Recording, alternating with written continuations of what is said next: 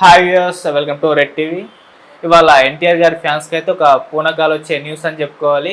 God of war సినిమాకి సంబంధించి ఒక క్రేజీ అప్డేట్ ఇవాళ ఉండబోతుందని చెప్పేసి నాగవంశీ గారు అయితే ప్రకటించేశారు. సో ఇవాళ మరి కార్తికేయ స్వామిగా ఎన్టీఆర్ గారు కనిపించబోతున్నారు అనే దానికి అఫీషియల్గా అయితే కన్ఫర్మేషన్ వచ్చేసింది. మరి ఎలా ఉండబోతుంది ఈ మూవీ, ఏ విధంగా ప్లాన్ చేశారు, ఇవాళ వచ్చే అప్డేట్ ఏంటి, ఇటువంటి ఆసక్తికరమైన క్వశ్చన్స్ అయితే అభిమానుల్లో ఉంది. ఇప్పుడు దీనికి సంబంధించి తెలుసుకోవడానికి ప్రజెంట్ మనతో పాటు సీనియర్ జర్నలిస్ట్ డాక్టర్ దుర్గా వర్లమణి గారు ఉన్నారు. వారిని అడిగి తెలిసిన ప్రయత్నం చేద్దాం. నమస్కారం మేడం. నమస్తే అండి. Madam, god of war Kartikeya స్వామిగా ఎన్టీఆర్ గారు కనిపించబోతున్నారని చెప్పేసి ఇప్పుడు కన్ఫర్మేషన్ అయితే వచ్చేసింది. అంటే మొన్నటి వరకు మనం చూసాం అల్లు అర్జున్ గారా ఎన్టీఆర్ గారా అన్న చర్చ జరిగింది. సో ఇవాళ ఒక అఫీషియల్ అనౌన్స్మెంట్ అయితే వచ్చేసింది. మరి ఎలా ఉండబోతుంది ఈ మూవీ, కార్తికేయ స్వామిగా ఎన్టీఆర్ గారు ఎలా కనిపించబోతున్నారు మేడం? అంటే ఆల్రెడీ మీరు అన్నట్టుగా అల్లు అర్జున్ పోస్టర్ కూడా ఒకటి వచ్చింది. అంటే ఏమనాలి, కార్తికేయుడుగా.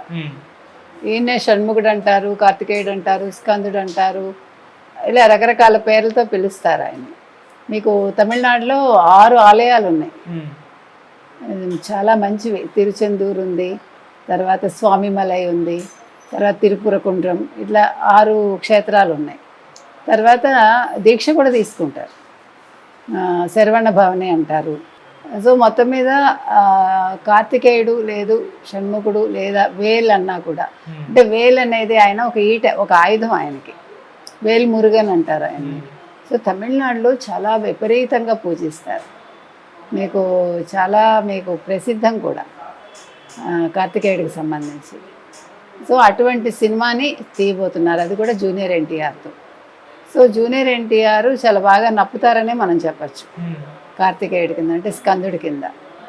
ఆయన దగ్గర ఒక నెమలి ఉంటుంది, ఆయన వాహనం అది. తర్వాత ఆయన మీకు సైన్యాధ్యక్షుడిగా పనిచేస్తారు దేవతలకి. సో ఆయన జెండా మీద కోడిపుంజి ఉంటుంది. ఈ పుస్తకం అనేది చాలా ఫేమస్. మీరు ఆ మధ్యకాలంలో ఈ పుస్తకం పట్టుకుని తిరిగారు కదా, దాని మీద కూడా చాలా మనం మాట్లాడాము ఆల్రెడీ. సో త్రివిక్రమ్ కాంబినేషన్, అంటే ఆయన డైరెక్టర్గా, ఈయన గాడ్ ఆఫ్ వార్ దేవుడిగా, తర్వాత నాగవంశీ నిర్మాతగా. నాగవంశీనే ఈ విషయాన్ని బయట పెట్టారు. నాకెంతో అత్యంత ప్రీతిపాత్రమైన దేవుడిగా ఈయన వేస్తున్నారు అని చెప్పటం జరిగింది. ఒక శ్లోకం కూడా చెప్పాడు ఆయన. సో మొత్తం మీద ఈ సినిమా అయితే మంచి హిట్ అయితే అందుకుంటుందండి, సందేహం అక్కర్లేదు. అందులో దేవుడికి సంబంధించి కాబట్టి మరి వీళ్ళు పాన్ ఇండియాగా తీస్తారా, తెలుగు తమిళమే తీస్తారా? తమిళంలో కూడా తీసి తీరాలి, ఎందుకంటే తమిళలకు చాలా ఇష్టమైన దైవం కాబట్టి. సో మరి ఏం జరుగుతుంది అనేది చూడాలి. తమిళంలో మీకు ఆల్రెడీ అవయ్యారు ఉంటుంది, అవయ్యారు జ్ఞానఫలాన్ని పొందుతుంది ఆయన దగ్గర నుంచి. మీకు ఆ సినిమా చాలా బాగుంటుంది అప్పట్లో, అంటే తమిళంలో చూసుంటే మీరు. కాబట్టి మొత్తం మీద గాడ్ ఆఫ్ వార్ అనే సినిమా ఒక మంచి అంచనాలకైతే వస్తుంది.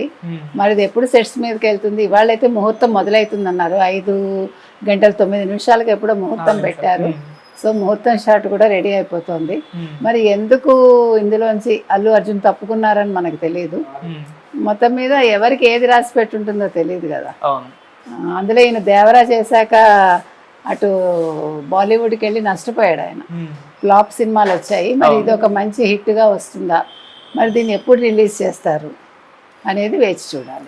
మేడం, మన సినిమాలు అంటే తమిళంలో పెద్దగా ఆడవు, లేకుంటే అక్కడ ఆడియన్స్ పెద్దగా పట్టించుకోరు, అక్కడ థియేటర్లు కూడా మనకు దొరకవు అనేది ఒక ఇది ఉంది తెలుగు సినిమా ఇండస్ట్రీలో. వాళ్ళ సినిమాలు మాత్రం ఇక్కడ బాగా టికెట్ అంటే థియేటర్స్ ఇవ్వడం కావచ్చు, బాగా పర్ఫామ్ చేయడం కాబట్టి మనం చూస్తూ ఉంటాం.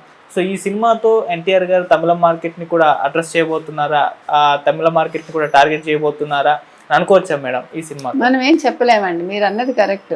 ఇప్పుడు వాళ్ళు అసలు రాజమౌళి సినిమా హిట్ అయ్యాక తెలుగు ఇండస్ట్రీని ఎలా తొక్కాలా, పొన్నియిన్ సెల్వన్ మీకు తెలుసు, ఆ సినిమా తెలుగు వాళ్ళకి నచ్చలేదు, దాని మీద వాళ్ళకి కోపం వచ్చింది. అక్కడ నచ్చడానికి నచ్చకపోవటానికి కథాబలం ఉండాలి, మనం దానికి కనెక్ట్ అవ్వాలి. మనం కనెక్ట్ అవ్వడానికి ఆ కథ మనకు సంబంధించింది కాదు, అసలు అది ఊహాజనితమే. కల్కి కృష్ణమూర్తి రాశారు అది. కాబట్టి మనకి నచ్చలేదు కాబట్టి తెలుగు వాళ్ళ సినిమాలు చూడము అనుకోవడానికి వీల్లేదు. బికాజ్ మనం అన్ని తమిళ సినిమాలు చూస్తాం, మనకి నచ్చితే మనం ఏ భాషని పట్టించుకోము. మనకి భాషా భేదాలు ఉండవు తెలుగు వాళ్ళకి.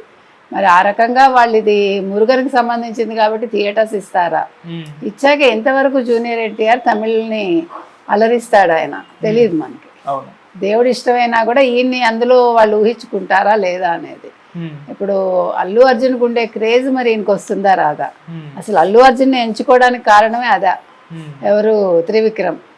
మరి ఇప్పుడు అల్లు అర్జున్ లాగా ఇతను అంత మంచి పేరు తెచ్చుకుంటారా అంటే మనం వేచి చూడాలి. మనం ఇప్పుడు ఏం చెప్పలేం, వాళ్ళ నాడి ఎలా ఉంటుందో తెలియదు కదా, తమిళనాడు వాళ్ళది. అవును. Right madam, thank you so much. Thank you.